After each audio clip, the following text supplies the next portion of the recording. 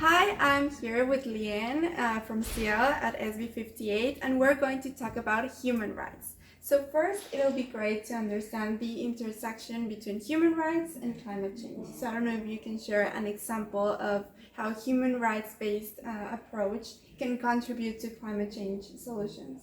Yeah, sure. So let me start by saying that all parties to the Paris Agreement have human rights obligations and have confirmed in the Paris Agreement that they would respect these in the context of climate action. So there's that element. But then there's also the IPCC that shows and confirms that human rights-based climate policies are also more effective climate policies. So it's very important from both an ambition perspective and a human rights perspective to ensure that you integrate human rights into climate action. And an example of that would be ensuring that adaptation planning is participatory, is locally led, and takes into account and consults communities in vulnerable situations to make sure that it's more effective adaptation. Another example would be securing land rights, which also has been confirmed by the IPCC that it leads to more effective climate policies.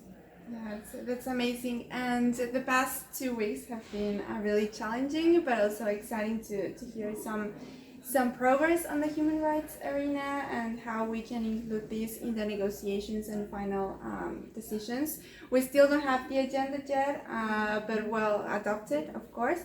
But well, we've seen some progress on that. So do you have any key takeaways from SB58 that could be really relevant to COP28?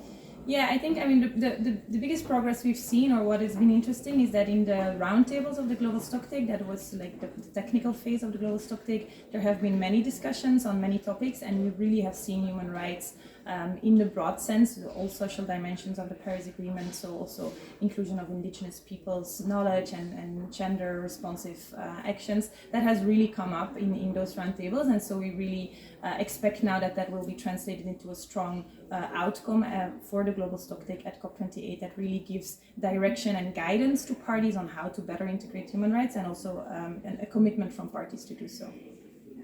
Navigating the UNFCCC progress could be, kind of challenging. So do you have any advice for civil society on how we can push for human rights at COP28 and that it could be included in all the negotiation tracks? Yeah, we've seen like a very united civil society on bringing human rights into several of the discussions that will be relevant at COP28, thinking about loss and damage, thinking again about the Global Stocktake, carbon markets. There's also the Just Transition Work Program. So there are many tracks where human rights are very important and where we've worked together. I think one thing that I would like to highlight in the context of COP28 is that for civil society to be able to bring these demands, there needs to be meaningful participation, there needs to be a safe and secure civic space, and there is really the responsibility of the UNFCCC Secretariat, of the host country, but also of all parties to the UNFCCC to ensure these participatory modalities, and also, of course, this safe and secure civic space. Perfect. Thank you so much. Thank you.